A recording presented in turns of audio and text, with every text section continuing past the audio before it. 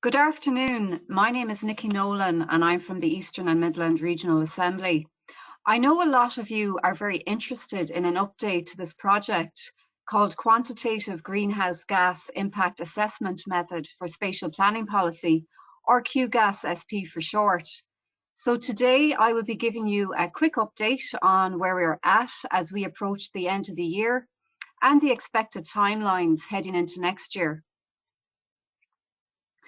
So just as a brief overview and to explain the rationale behind this project, it has been commissioned and financed by ESPON, which is the European Spatial Planning Observation Network, who undertake an applied research programme that supports the formulation of territorial development policies in Europe.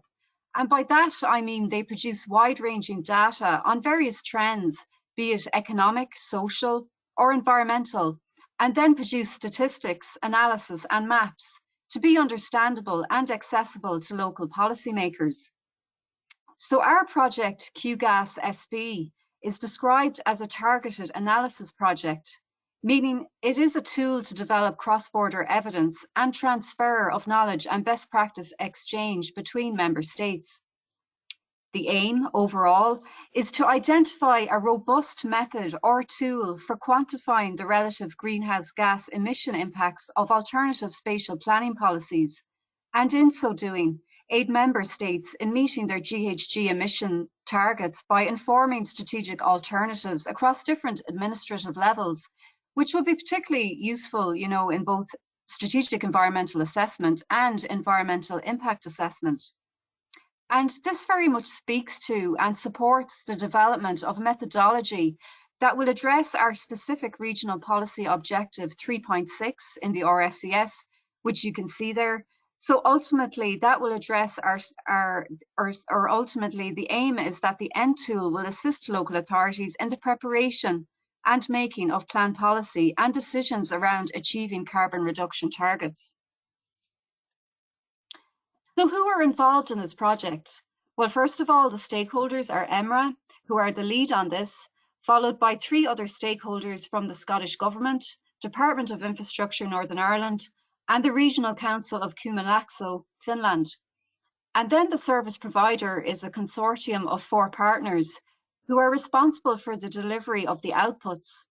There are 2 partners from Estonia, from the Tallinn University of Technology, and the Stockholm Environmental Institute, which are both based in Tallinn. There is an IT consultancy called Oevan, with an office based in Finland, and they are actually responsible for a very highly successful GHG accounting tool used in Finland, which is called EcoCity Evaluator.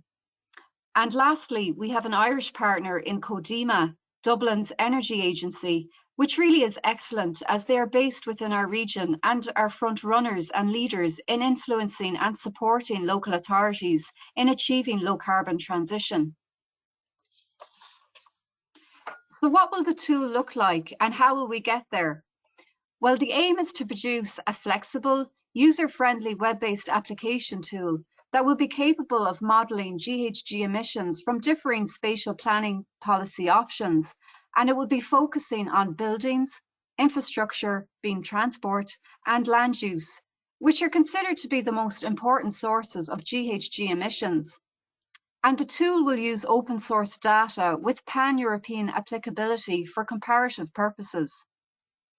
And an important part of tool development will be case study pilot testing in each of the stakeholders' territories, and this will test operability at various stages of the model development.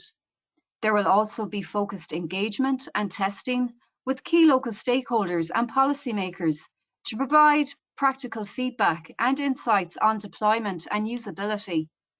A practical user guide will also be produced along with recommendations to ensure maximum value and usability, including how the tool can be integrated into the SEA process.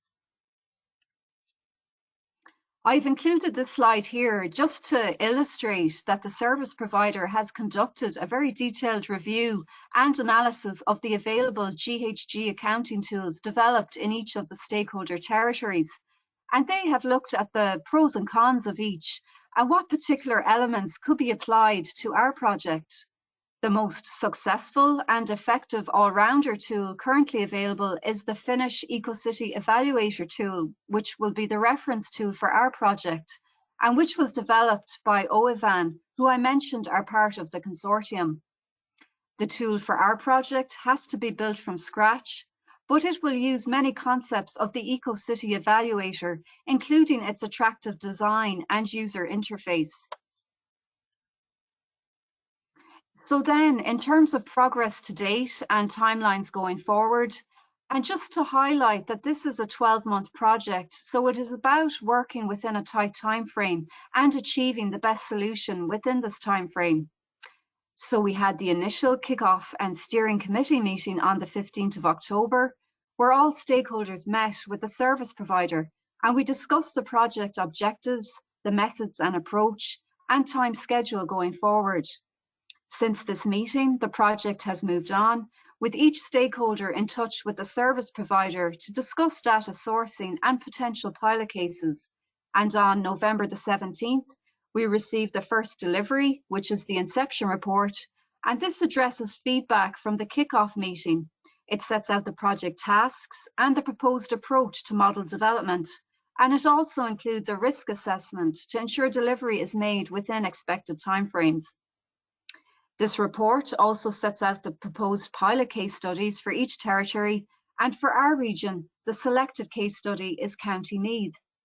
And feedback and comments from each stakeholder on this report has been received, and this has been sent on by me this week to ESPON and will be the basis of the discussions at the next steering committee meeting set for January.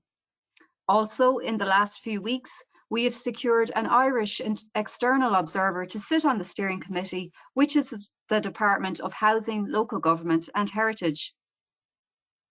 So just to run through quickly then the timelines and expected outputs into next year. So up to the end of this year, there will be continued data collection by the service provider, there'll be baseline analysis, the pilot case study selection will be finalised for any outstanding stakeholder, and the overall tool development will continue. Into 2021, the second steering committee meeting is on January the 13th, to discuss stakeholder feedback on the inception report. This will be followed then by the second interim delivery report, which is due by the 15th of April, with a subsequent meeting scheduled for the 3rd of May. During this time, the tool development will be carried out through the pilot case studies, with testing proposed to be complete by June. The final stage then will occur from July onwards and will involve completion of pilot case study reports. The third and final delivery report is due to be received by the 15th of October, and the final meeting then is to be held sometime in November 21. So that concludes my update to this project. If you would like any further information on any aspect of this project, please contact me. My name again is Nikki Nolan, and my email address is nnolan@emra.ie. Thank you.